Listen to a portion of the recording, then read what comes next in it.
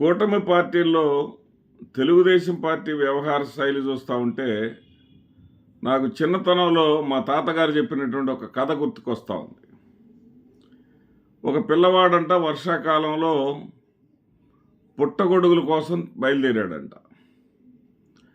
అది పొలాల గట్ల మీద పుట్టల వెంట పెరిగేటటువంటి పుట్టగొడుగులు చాలా రుచిగా ఉంటాయి, మనందరికీ తెలిసినటువంటి విషయమే. సరే, అతనికి పిల్లవాడు బయలుదేరగానే తండ్రి, రే ఇట్రారా అన్నాడంట. ఏంటి నాన్న బయలుదేరినాక సుమ్మ అంటే మనకి ఎవ్వరితో మొహమాటం లేదురా, వాళ్ళు పలానా రామయ్య పిలిచి అడుగుతాడు, వెంకయ్య పిలిచి అడుగుతాడు, నువ్వు దొరికిన పుట్టకొక్కులు మొత్తం ఇంటికే తీసుకొనిరా, ఎవ్వరితో మనకేం మొహమాటం లేదన్నాడంట. సరేలే నాన్న, అంతే చేస్తాలని చెప్పేసి బయలుదేరి వెళ్ళాడంట. అంత దూరం పోయిన మళ్ళీ వెనక్కి పిలిచాడంట. అరే రే, నీకు కొంతమంది మాయమాటలు చెబుతాడు రే, పలాని వెంకటేశు, పలాని సోమేశు, వీళ్ళు చాలా తప్పుడు మాటలు చెబుతారా, నీకు రెచ్చగొట్టే మాటలు చెబుతారు, నీకు అయ్యి ఇస్తామని చెప్తారు, ఏం వాళ్ళ మాటల్లో పడబాకు, నువ్వు మాత్రం పుట్టకొక్కులు నేరుగా మన ఇంటికే తీసుకురా అన్నాడు. సరే రానని చెప్పి బయలుదేరాడు. అంత దూరం పోయిన తర్వాత పరిగెత్తుకుంటా మళ్ళీ వెళ్ళాడంట. అరే అరే ఆగురా, నేనే నీ దగ్గరకు వస్తున్నాను ఆగని, అరే ఎక్కడా దొరకకపోతే నువ్వు వెళ్తున్నావు కదా పుట్టకొక్కులు కానీ ఎక్కడ కానీ దొరకకపోతే వాళ్ళని అడిగి కాసిన ఇంటికి తీసుకురారా అన్నాడంట. ఇట్లా ఉంటుంది తెలుగుదేశం పార్టీ. తెలుగుదేశం పార్టీ కూటమి వ్యవహారం ఎలా ఉందంటే, ఇతర పార్టీల్లో రాజీనామా చేసిన వాళ్ళు కూటమి పార్టీలో తెలుగుదేశం పార్టీలో చేరవచ్చు, ఏ విధమైనటువంటి అభ్యంతరం లేదు. వైఎస్ఆర్సీపీ నుంచి రాజీనామా చేసిన వాళ్ళు చేరితే తెలుగుదేశం పార్టీలోనే చేరాలి. వాళ్ళు కూటమి భాగస్వామి పార్టీలు అయినటువంటి మరి భారతీయ జనతా పార్టీలో కానీ జనసేన పార్టీలో కానీ చేరటానికి వీలు లేదు. చేరితే మాత్రం వీళ్ళు ఇష్టం వచ్చినట్టుగా వీళ్ళు వ్యాఖ్యలు చేస్తూ ఉంటారు, ముద్రలు వేస్తూ ఉంటారు.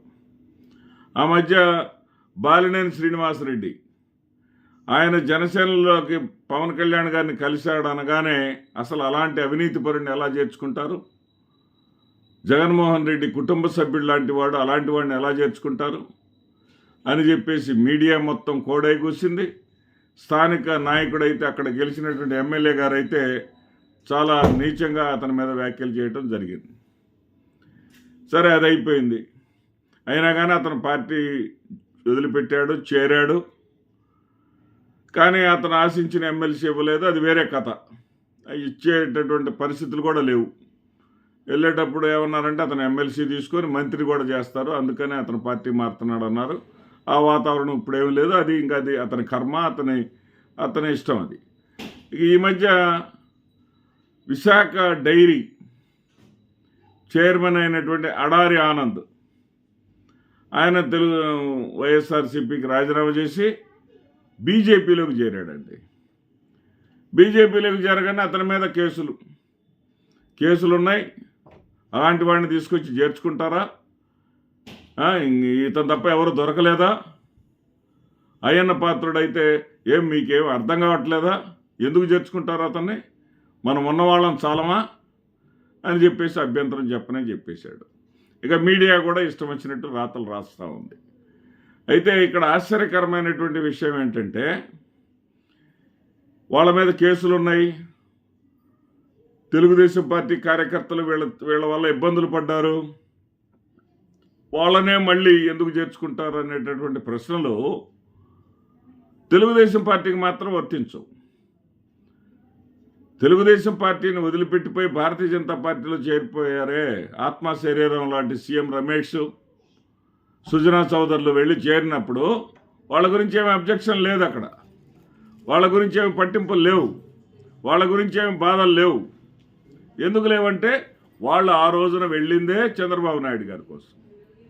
ఢిల్లీ స్థాయిలో చంద్రబాబు నాయుడు గారిని ఎక్కడ అరెస్ట్ చేస్తారో, ఎక్కడ ఏం చేస్తారో అనేటటువంటి కేసులు ఎక్కడ తిరగదవుతారో, మరి ఆ రక్షణ కవచంలాగా ఉండటం కోసం తన ఎంపీలనే, రాజ్యసభ ఎంపీలనే ముస్తాబు చేసి పంపించారు.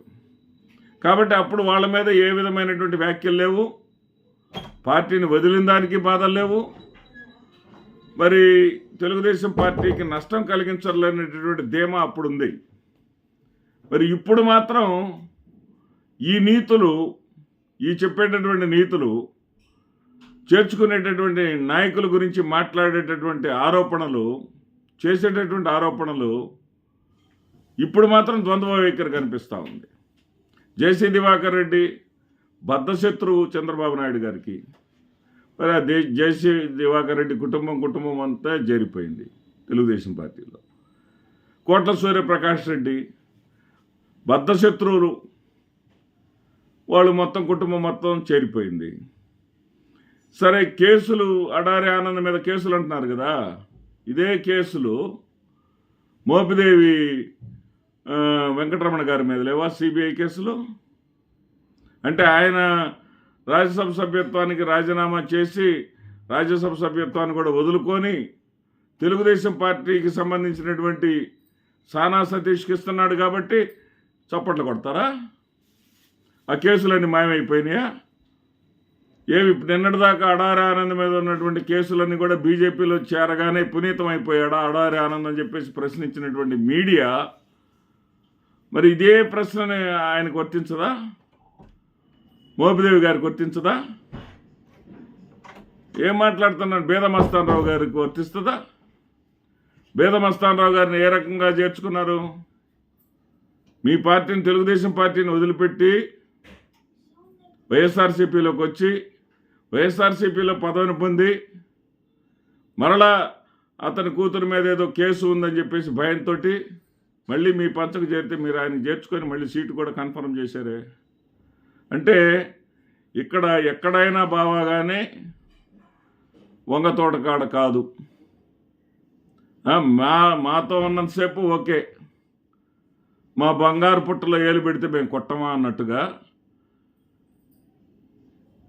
కూటమే సొంత ఎజెండాను. కూటమిలో చంద్రబాబు నాయుడు ముఖ్యమంత్రిగా కావటం కోసం పనిచేసినటువంటి పురంధేశ్వర్ గారు కానీ, పవన్ కళ్యాణ్ గారు కానీ వాళ్ళు వ్యక్తిగతంగా వాళ్ళ పార్టీలను పెంచుకోవడానికి లేదు. వాళ్ళ పార్టీలన్నింటినీ సంవిధనలు చేయాలా, వాళ్ళ పార్టీలన్నింటినీ కూడా తెలుగుదేశం పార్టీకి తోక పార్టీలుగా ఉంచాలి తప్ప, తెలుగుదేశం పార్టీ కోసమే వాళ్ళు పనిచేయాలి తప్ప వాళ్ళ ఇండివిజువాలిటీని చాటుకుంటామంటే సహించేదే లేదు అన్నట్టుగా ఉంది తెలుగుదేశం పార్టీ పనితీరు. వాళ్ళు గమనించుకోవాలి, వాళ్ళు చూసుకోవాలి. నమస్తే.